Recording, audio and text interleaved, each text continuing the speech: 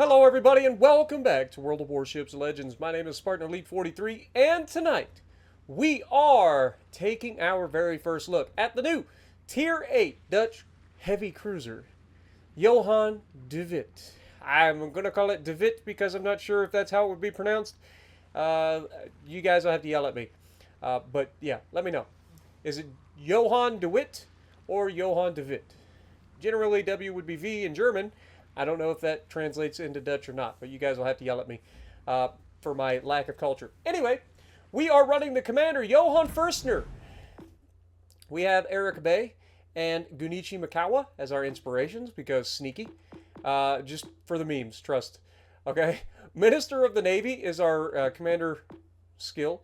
We have Beyond Range. We have Look at Me Now. We have Risk Theory. We have Iron Feathers. And we are running air support. Now, I don't necessarily recommend this build. This is just the build that I went with for the first game, okay? And it ended up pretty funny.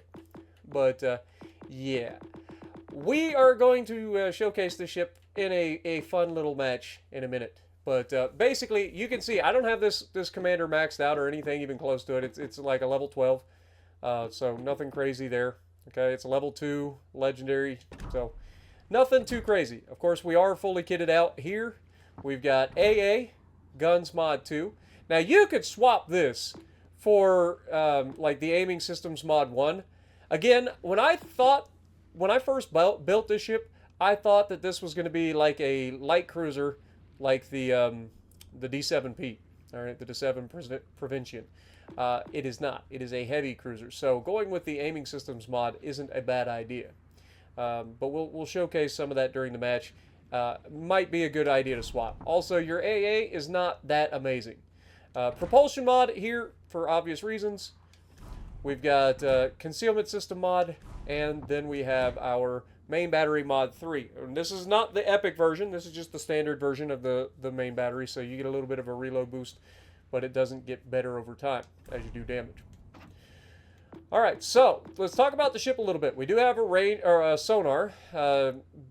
5-kilometer ship acquisition range, 100 seconds of duration, 180 seconds of reload on that. You also have defensive AA, and you have 3 heals, and it's a decent heal for a cruiser. We are running the Italian Unity flag, because if you squint just right, kind of looks like a Spartan helmet. And we are running the Royal Netherlands Navy permanent camo, and I think it looks fantastic, if I'm being honest. But survivability, 47,280 hit points, with 19% torp damage reduction. Aircraft, you have Fokker TVs. You got 2,268 hit points. They fly at 234 knots. It attacks as 10 planes. Detectability range is 9 kilometers. Squadron restoration time, 77.6 seconds. Maximum bomb damage with this build, 6,100. Bombs in the payload is 6. Now keep in mind, that is 6 times 10 if you don't lose any planes. That is 60 bombs being dropped. Yes. Fire setting chance, 35% per bomb. Times 60. Are you seeing how this could be a potential problem? Now, maybe I'm wrong, but I don't think I am. Because if you got 10 planes in the attack unit, and they each have 6 bombs, it should be 60 bombs. Maybe I'm wrong. But main battery, you have 240 millimeter 55 caliber QFs. All right, you get 9 of those in a 3x3 configuration.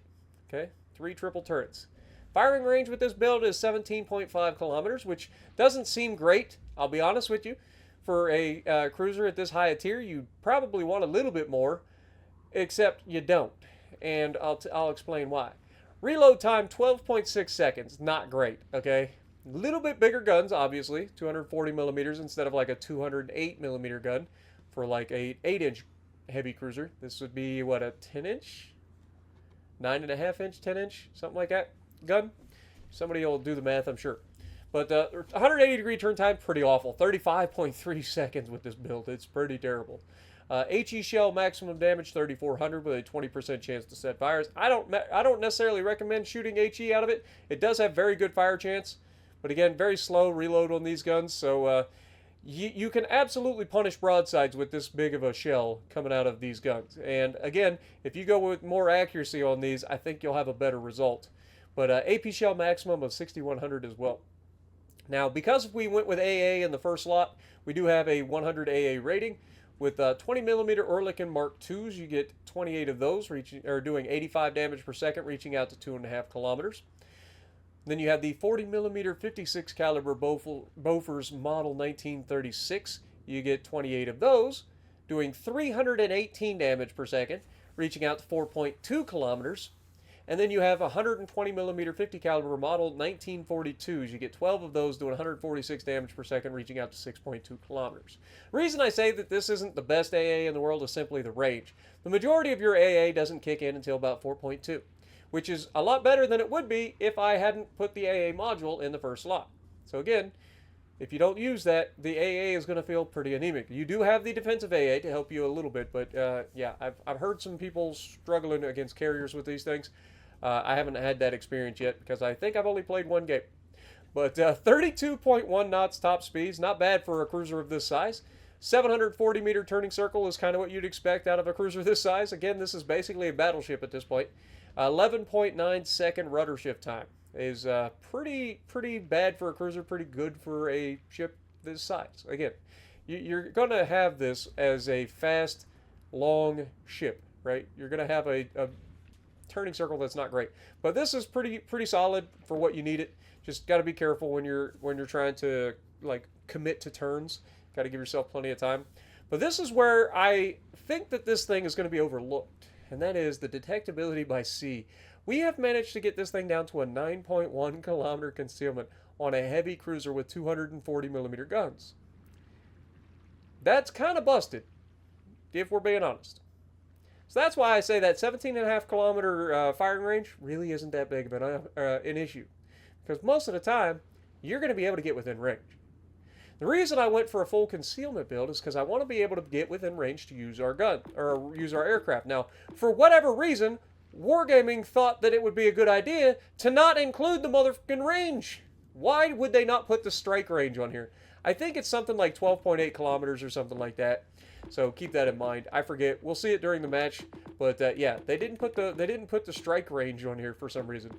Weird.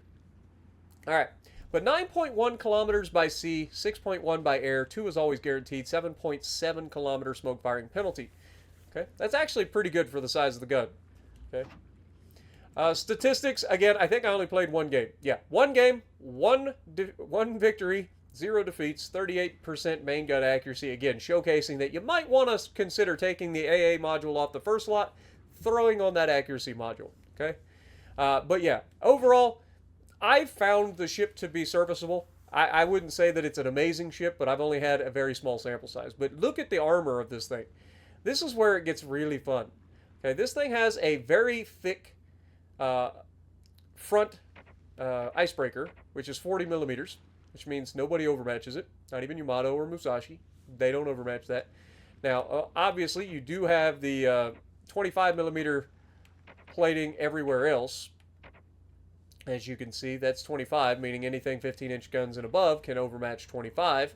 And so, if people do overmatch you, all they have to do is aim high, and they should be able to get some penetrations on you. However, they're not necessarily going to do that because most people tend to just aim straight at you instead of aiming up. So we'll see how that works out for most people, but in my experience so far, I haven't had any issues. You can absolutely angle this thing. Also, it has a bit of a turtleback armor scheme. And it's got a little bit of an extra armor plate on the outside as well, which is 27 millimeters of side plating on top of the turtleback. And it's a very slight turtleback. Don't get it twisted. Very slight turtleback, but it is a turtleback. But 27 can be overmatched by 16-inch guns and above. So anything 15 inches or less, you can angle very effectively against it. Anything that is 16 inches and above, you are going to have to be very, very careful going broadside to, because they can overmatch the outer plating. Now, there is still the upper casemate armor that you guys see there that's much thicker. I think it's 40 or plus. So you got at least that going for you. All right. Now that we get that, you can see that turtleback armor protecting the raised citadel slightly. So, again, not a massive turtleback by any stretch of the imagination, but it's better than nothing. So there's at least that. But just be very careful specifically when you're coming around islands or when you're kiting away, because any penetrations through the side is very easy to get citadels, like through the cheeks and stuff. So if you catch this flat armor through the angles like this, you can easily citadel them. Okay? So keep that in mind. Overview.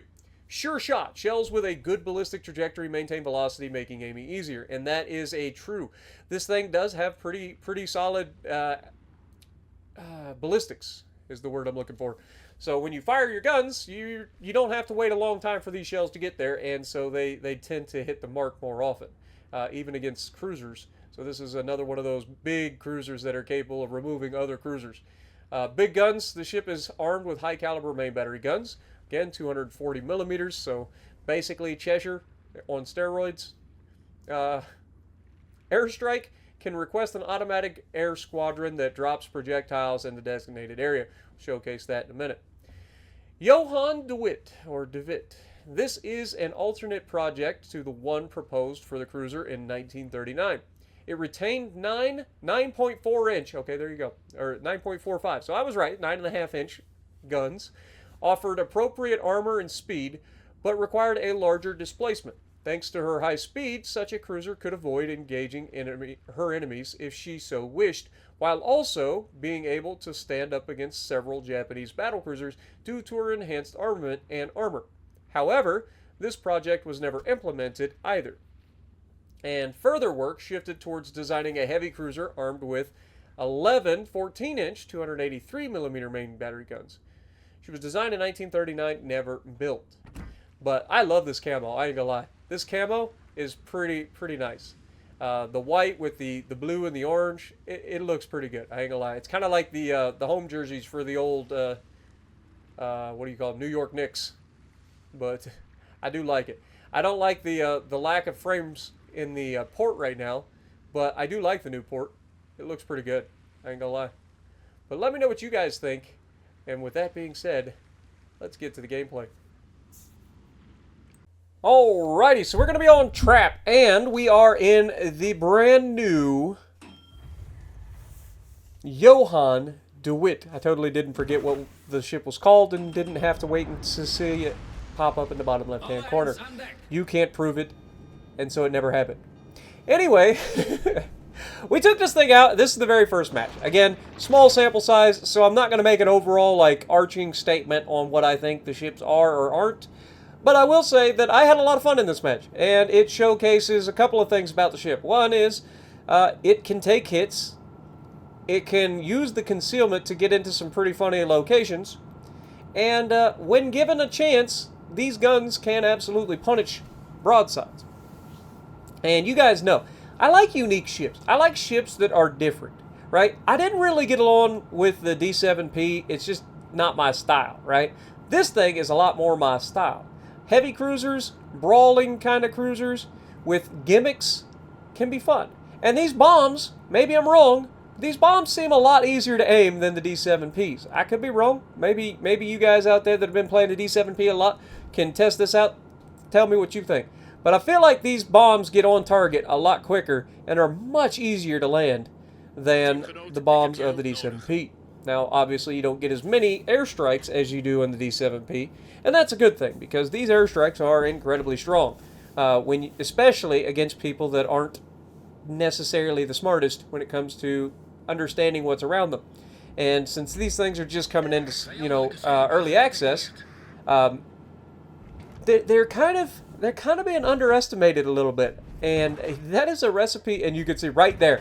Right there was a perfect example of me testing out the range of my airstrike and going, oh, yeah, we're going to need a little more space to get in there. So as I start to push forward, I'm thinking, okay, light cruiser in the Takahashi. There's another light cruiser out on my right. I want to say it's Worcester. And then there's this Shimakaze here, and I'm not going to lie. One thing that I do wish you could do with this is adjust the direction that the airstrike occurs. Unfortunately, the way it is sitting currently, you only are going to attack straight from the side of your ship, right? So if I'm coming in from this side, the airstrike's going to go across the ship that way.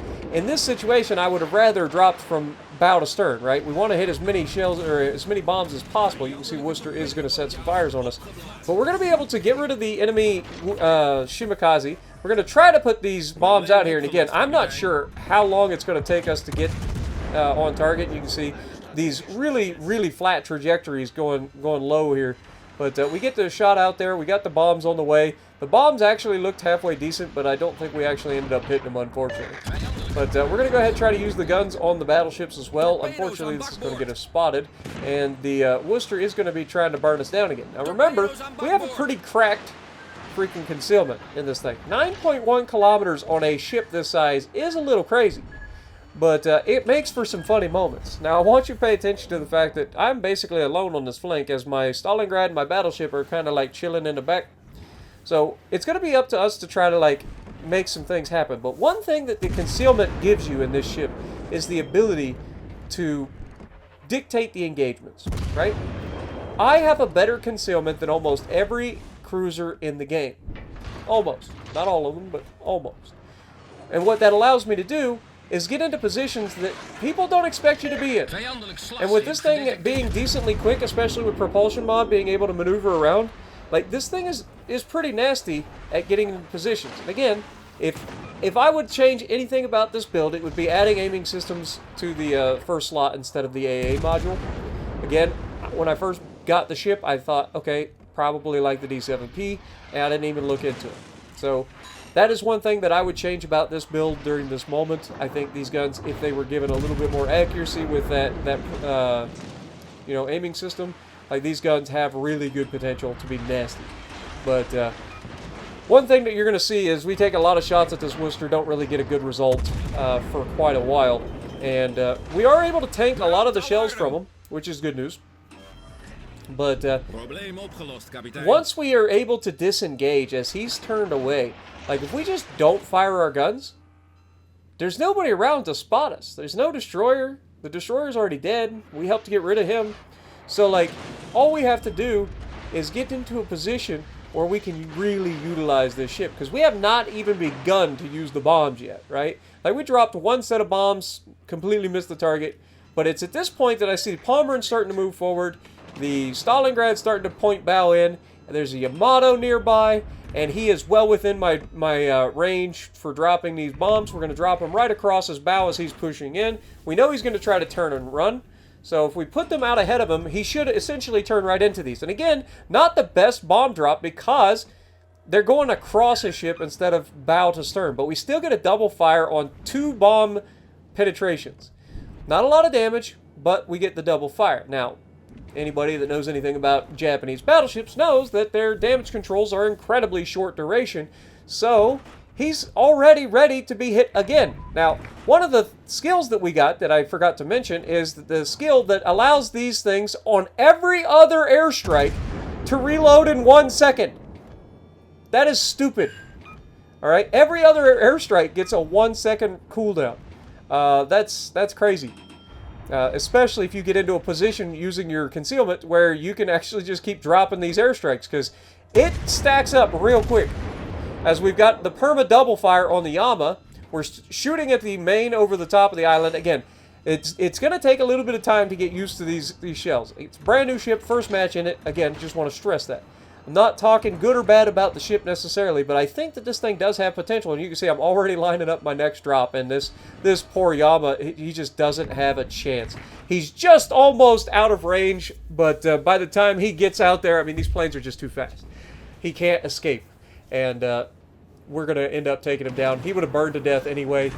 That double fire was painful for him, because it was a perma double from almost the immediate moment that he had a, you know, damage control. Now Takahashi comes out this corner, and I got to give a little bit of credit to the Takahashi for you know, letting me test out the AP of this ship a little bit. But we've already got 61,000. We've got 2 kills.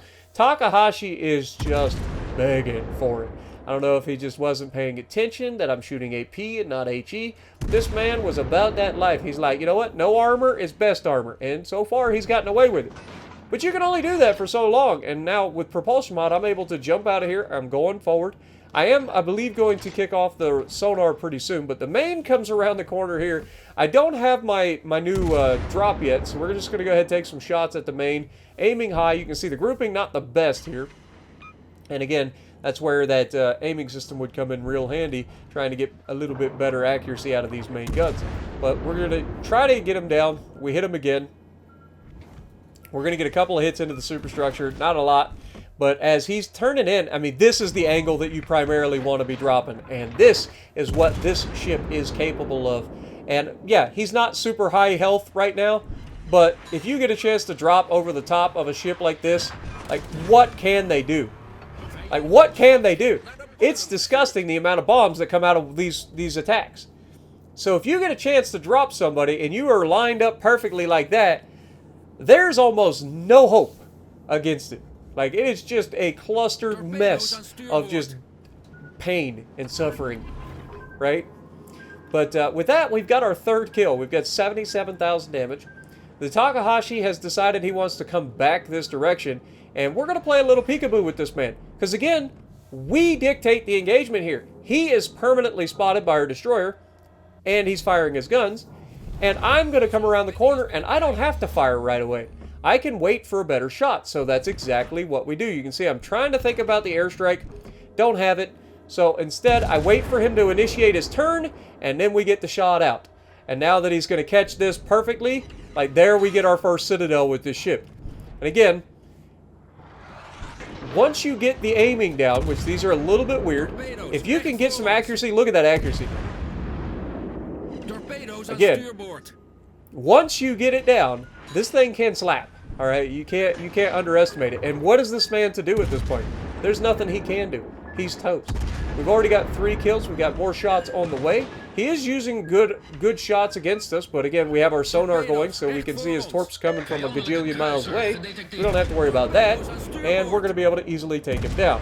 Now, he does get one more reload off beforehand, and he's going to get some decent damage, but we're easily going to be able to tank that and get away with it. And that's when we see the Golden Lion, a.k.a. the Howden Liu. I apologize. Liu? Get the Howden Liu? I apologize to all my Dutch folks out there, but we come in and we snipe our Kraken in our very first game. I mean, I think this thing has a lot of potential. Again, not the best player. 1 game in. I still think that the better option instead of the planes would be to go for the aiming systems in the first slot. But as we take this shot against the Venezia, I expected Venezia to go forward. He ends up reversing. So unfortunately, we don't get the kill on the Venezia. We do get a couple of pins, but our Stalingrad is not going to miss. That was a beautiful shot from the Stalingrad. Those shells were perfect. But yeah. Overall, had a chance at the 6-pack. Not a huge amount of damage in this one. Could have done better, but it was a quick game. 3K base, 5 kills, top of the leaderboard. I think I'm going to like these new cruisers a lot better than I liked the D7P. Let me know what you guys think. Have you taken any of these out yet? Have you tried any of the early access ships? And if you like what I'm doing, punch the like button, leave a comment below, subscribe to the channel if you haven't already, and as always, I will see you in the next video.